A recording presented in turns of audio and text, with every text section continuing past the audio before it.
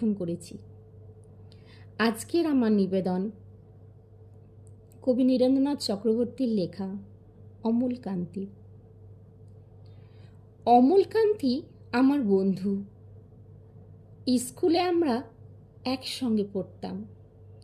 রোজ দেরি করে স্কুলে আসতো, পড়া পারত না।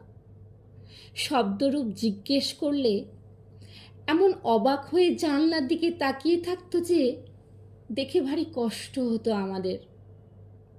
আমরা কেউ মাস্টার হতে চেয়েছিলাম, কেউ ডাক্তার, কেউ উকিল।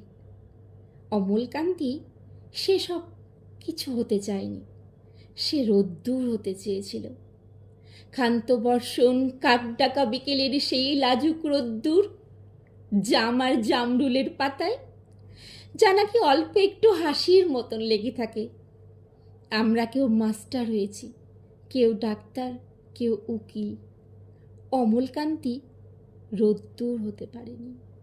সে এখন অন্ধকার একটা ছাপাখানায় কাজ করে।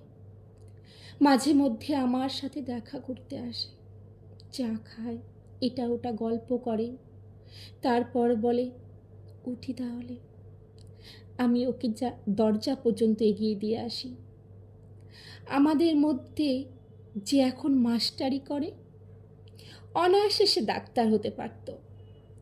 যে ডাক্তার হতে চেয়েছিল, উকিল হলে তার এমন কিছু ক্ষতি হতো না। অথচ সকলেরই ইচ্ছে পূরণ হলো, এক অমলকান্তি ছাড়া।